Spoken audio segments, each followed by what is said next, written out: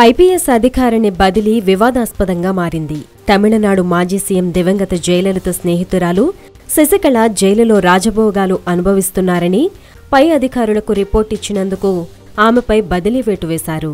మొన్న ఈ మధ్య లైసెన్స్ లేకుండా వాహనం నడుపుతున్న ఓ బీజేపీ నాయకుడిని నిలదీసినందుకు యూపీలో లేడీ ఐపీఎస్ ఆఫీసర్ను బదిలీ చేసిన సంగతి తెలిసిందే.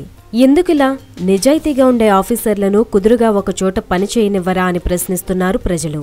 తాజాగా బెంగళూరులో ఐపీఎస్ రూపా మౌద్గిల్పై బదిలీ వేటు వేసింది కర్ణాటక ప్రభుత్వం. తనకు అప్పగించిన బాధ్యతల్ని నిజాయితీతో నిర్వహిస్తానని, ఈ బదిలీతో తాను నిరాశకు గురికాలేదని తనను కలుసుకున్న మీడియాకు తెలిపారామె.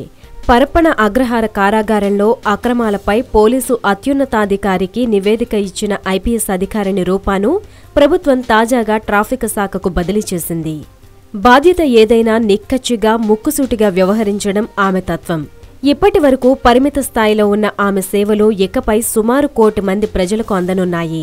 పరప్పణ అగ్రహారంలోని అవకతవకలను బయటపెట్టిన తరువాత కారాగార శాఖ అధికారుల్లోనూ ప్రభుత్వంలోనూ సంచలనానికి కారణమైంది.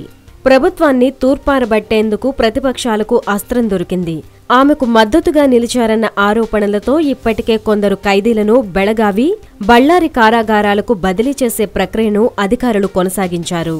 కారాగారంలో జరుగుతున్న అక్రమాలను ప్రచార మాధ్యమాలకు విడుదల చేయలేదని మరోమారు ఆమె స్పష్టీకరించారు. ప్రస్తుతం ఆమె బెంగళూరు నగర ట్రాఫిక్ ఉప్పుపాదం మోపింది. దీంతో కంగుతిన్నారు నాయకులు.